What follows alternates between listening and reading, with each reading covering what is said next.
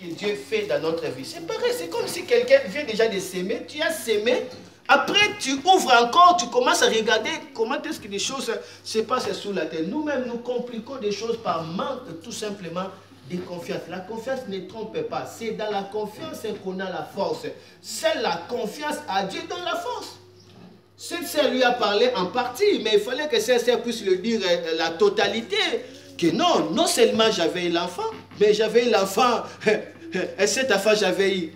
Parce que j'ai cité un nom là, j'ai cité un nom là, magique là, j'ai cité. Et après maintenant j'ai eu l'enfant. Mais est-ce que je suis heureuse avec cet enfant? Non, parce que cet enfant c'est vraiment un démon, c'est vraiment un démon.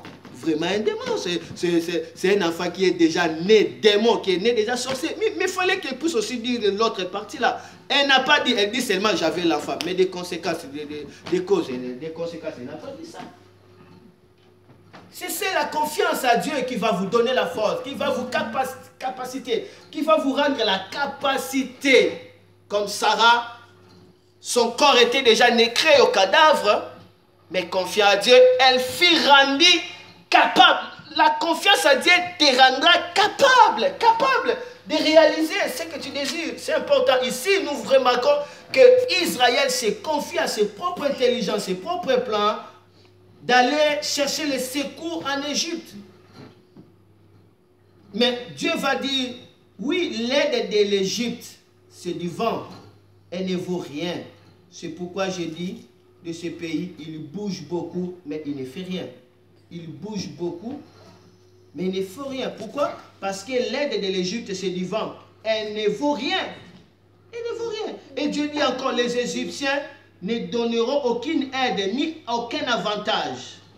Ils vous apporteront seulement la honte et vous feront perdre votre honneur. Ils vous apporteront que la honte et vous feront perdre votre honneur. N'allez pas chercher l'aide de Dieu chez les Égyptiens.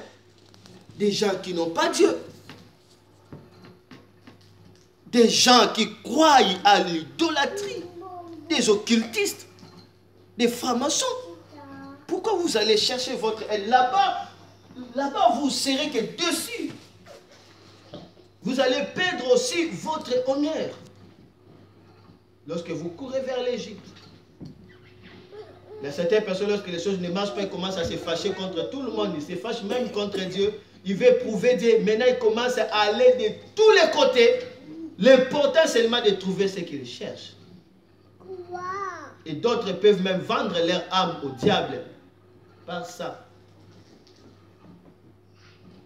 Nous retenons aussi qu'Israël s'est confié à sa propre force, ses propres armes, moyens de combat. Nous voyons ça dans Ésaïe 36 à 17. Ésaïe 36 à 17. On nous montre qu'Israël s'est confié à ses propres armes, à ses